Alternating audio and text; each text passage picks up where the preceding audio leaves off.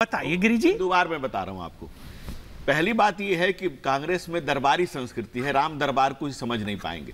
दूसरी बात जो कह रहे हैं इवेंट, राम हमारे लिए जीवन का उत्सव है, हमारी सुबह राम से होती है, दिन में हम दूसरे को। सर प्रश्न मैंने क्या किया था? ठीक है, उस पर भी जवाब ले रही हूं। ये मेरा सवाल, पहले भाई साहब का, बाद में मेरा सवाल था और प्रेम जी का सवाल मत जाना। प्रेम जी का सवाल था, बिल्कुल दोनों के सवाल का।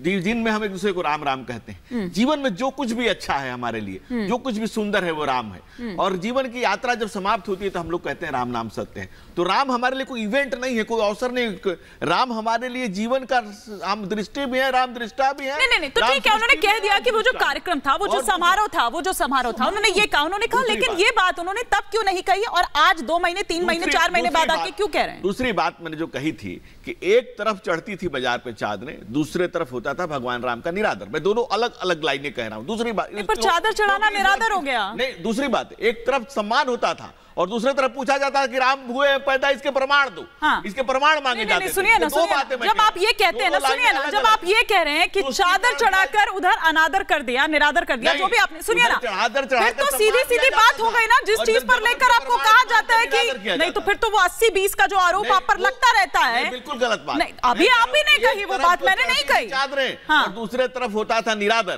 क्यों पूछा जाता था कि भगवान राम पैदा हुए कि नहीं? आप बताइए, दुनिया के इतिहास में ये बात तो ठीक है, इसका केस खुद भगवान राम, ये बात तो ठीक है। और ऐसे एक नहीं, ऐसे कई बयानवीर हैं प्रेम जी। ये अभी राजाओं की बात इन्होंने शुरू करके की थी। इनके पास भी तो राजा हैं और एक नहीं, कई राजा हैं। एक राजा वो जो कहते हैं कि राम हमारे शत्रु हैं, हम उन पर विश्वास नहीं कर सकते। मैं उनकी बात का जवाब दे देता हूँ, नागर जी के बात का जवाब दे देता हूँ। सबसे पहले पहले बयान की बात आपने की ना, तो एक काउंटर ले लेती हूँ यहाँ पर। गिरी जी, आपने वो मुद्दा छेड़ दिया जिससे मैं बहुत आहत होता हूँ।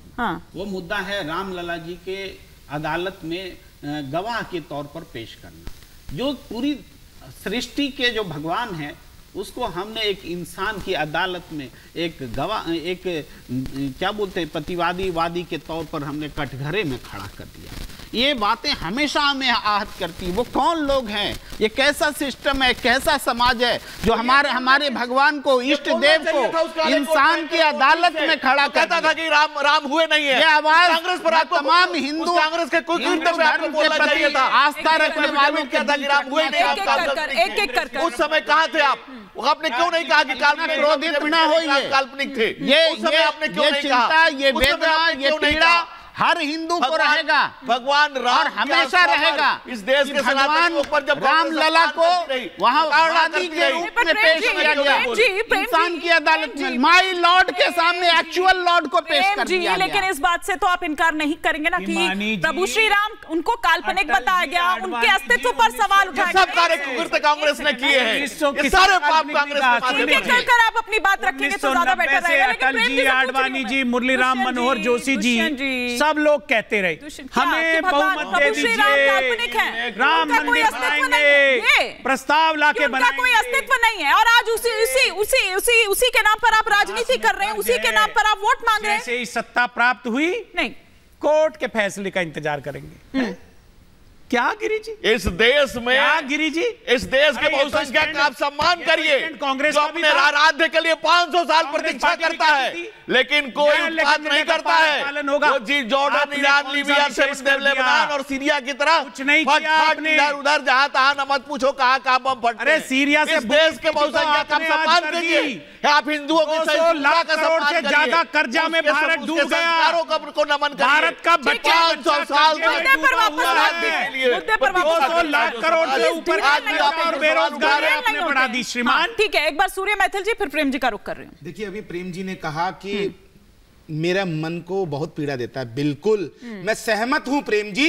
हर सनातनी के मन को पीड़ा देता है जब वो देखता था अदालत में यूं खड़े होकर पूछते, भगवान श्री राम बताओ कहां पैदा हुए, बताओ कहां पैदा हुए, सबूत दो भगवान श्री राम कहां पैदा हुए।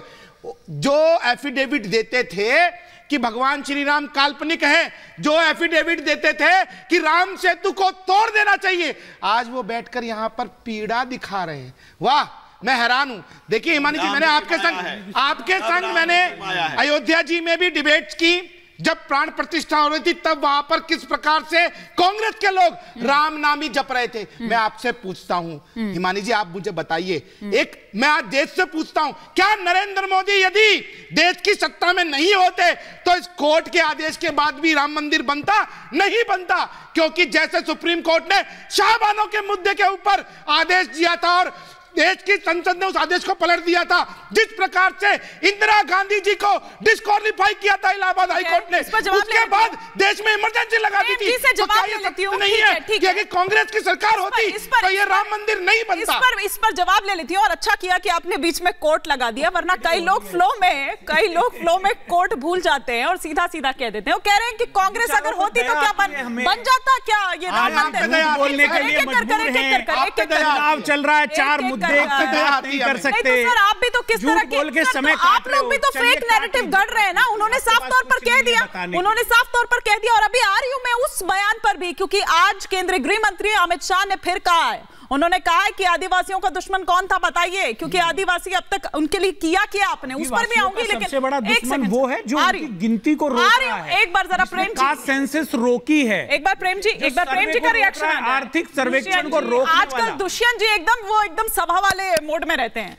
जी देखिए, राम सेतु को लेकर के जो पूर्ववर्ती सरकार का रुख था वही वर्तमान सरकार का भी रुख है। इन रिटर्न कोई फर्क नहीं है, एक एक लाइन वही है। और राम सेतु को का जो मॉडल बना था वो मॉडल, उस पर काम भी अटल बिहारी वाजपेयी जी की सरकार में शुरू हुआ था। वो भी सारी चीजें आज भी क्यों नहीं बना लीजिए ना, राम सेतु क्यों नहीं बना लेते हैं? लेकिन क्योंकि सरकार का रुख राम सेतु तोड़ने की बात मैं कह रहा हूं आपको, कैसी बातें आप कर रहे हैं? मान ही नहीं रहे, बोल रहे ये लगता है कि राम सेतु जैसा एक्चुअल राम सेतु नहीं है। यही आज भी सरकार का रुख है, ये नहीं है कि वो राम सेतु। अच्छा प्रेम जी, तो बताइए एफिडेविट किसने दिया था कि राम काल्पनिक है? अब फिर कितनी बार बताइए ना, कोर्ट में किसने एफिडेविट दिया था? देश की जनता जानना चाहती है। आप करोड़ों लोगों के सामने आप यहाँ पे बैठे हुए बता रहे हैं, जरा बताइए ना किसने एफिडेविट दिया था कोर्ट में कि भगवान श्री रामचंद्र लला विराजमान जो है वो इत्मीनान से दिया था। प्रेम जी सुनिए ना सिर्फ एफिडेविट की बात है, ना सिर्फ पूछ रहे हैं ना, इनसे पूछिए। नहीं क्लियर होने दीजिए, प्रेम जी क्लियर होने दीजिए, किसने दिया था? आप क्लियर करिए। लेकिन सिर्फ एफिडेविट की बात नहीं है, वो बयान वीरों की भी मैं बात कर रही थी कि 2 गुड्डे रखकर वहां पर, 2 गुड़िया रखकर वहां पर पूजा अर्चना की जाती है।